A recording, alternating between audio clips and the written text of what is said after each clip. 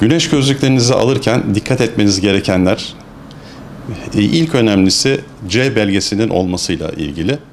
Bu Avrupa standartlarında olduğunu gösterir.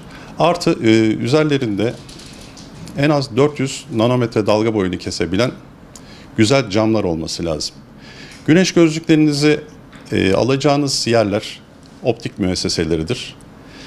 İnternetten veya işportalardan alacağınız güneş gözlüklerinde hiçbir sağlık sunumu alamayacağınız gibi gözlerinize de çok büyük zararlar verebilir.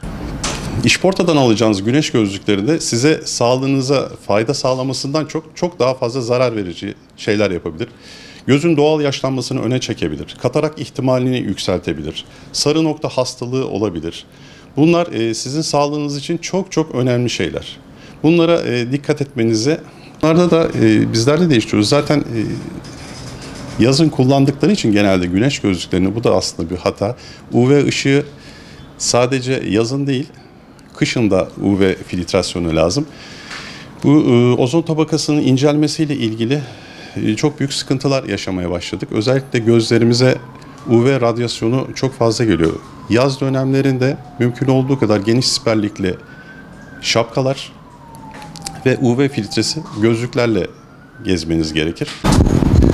Gözlüklerinizi kutusunda kullanmadığınız için muhakkak sezon sonunda camlarımız, lenslerimiz çizilebiliyor. Bunları güvenebileceğiniz optik mağazalarında gönül rahatlığıyla kaliteli lenslerle değiştirebilirsiniz. Üzerlerinde bir marka olmasına gerek yok. Meslektaşlarımız sizi güzel camlarla, düzgün camlarla yönlendirecektir. Sizin ihtiyacınıza binaen araçta kullanacağınız cam farklı olabilir. Deniz kıyısında kullanacağınız cam farklı olabilir. Karlı ortamda kullanabileceğiniz camlar farklı olabilir. Eğer meslektaşlarımıza giderseniz bunlar sizi düzgün bir şekilde yönlendireceklerdir. Kullanmak gibi bir durumu yok.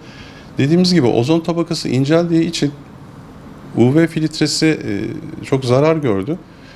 Kışın da UV'ye maruz kalabiliyoruz. Özellikle karlı ortamlarda, yansımanın olduğu ortamlarda güneş gözlüğünü muhakkak kullanmamız gerekiyor. Aslında güneş gözlüğünü çocuk yaşlardan beri alışkanlık haline getirip kullanmak lazım. Çünkü UV'nin yarattığı sorun kümülatif bir sorundur. Dünden yarına çıkacak bir sorun değil. O yüzden uzun soluklu güneşten korunmamız gerekiyor. Şöyle anlatayım. Herkesin en az 5 tane ayakkabısı var ama sadece bir tane gözlüğü var.